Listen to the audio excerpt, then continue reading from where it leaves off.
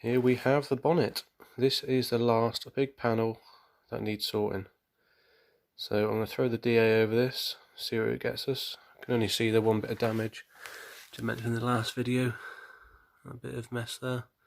So I'll just get rid of all that filler and redo it so I know it's good.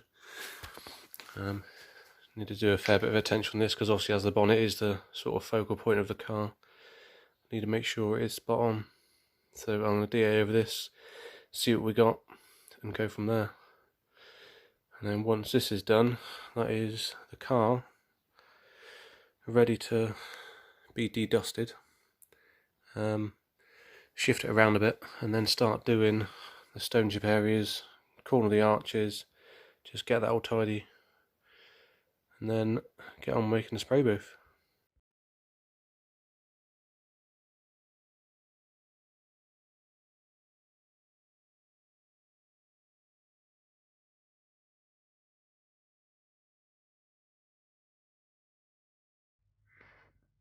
Right, just some more work on the bonnet. I don't know if you can just see, there's a big sausage finger, that sort of reflection there. Move the camera, you keep your eye on that, as you can see it now. Yeah, there you go, that light reflection on it. Right, that is the paint colour that was on the bonnet, and that is another prime example that it hasn't been flattered down properly, because if you've got a gloss reflection coming through what I'm sanding the DA on, then what hope have you got of any paint trying to stick to it?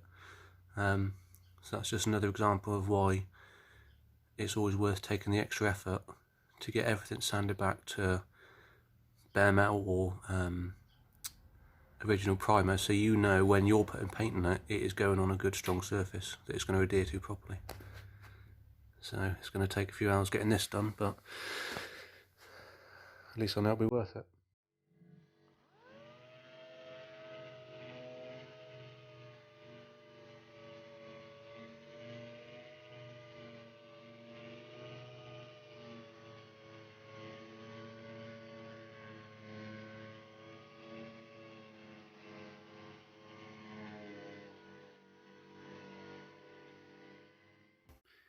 Right, I don't know what has been put on top of this paint, but this stuff, as soon as you get a sanding disc on it, it just turns to clumps, just clogging up the disc. I don't know what it is. I guess it's some form of, well, I'm guessing a primer or something, but it's just all along the front edge. Horrible stuff.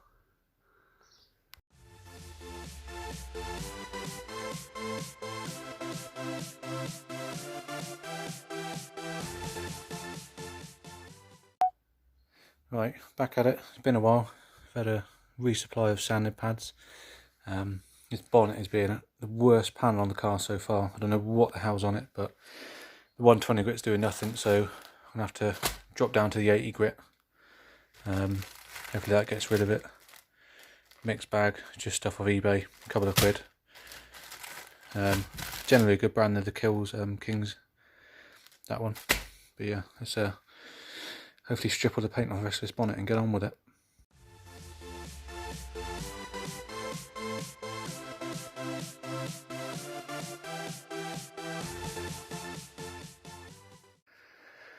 Right, well that is the bonnet done, finally.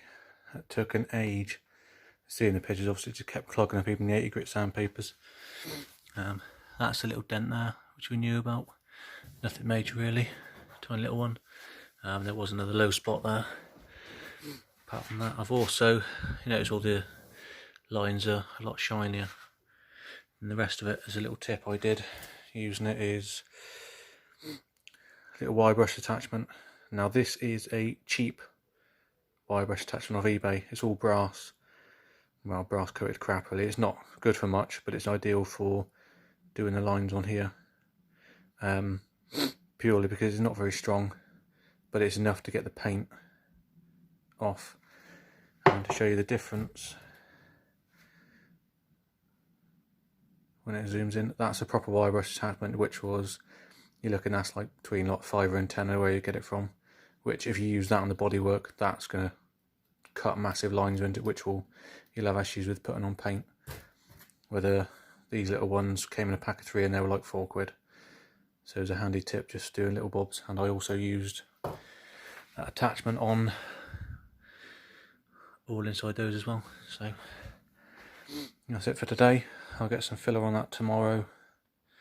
I've got some more paint on its way, so as soon as that turns up I can paint the bottom, finish the primer on the top, and then move on to the fuel cap and sunroof. The rest of the body's gathering dust.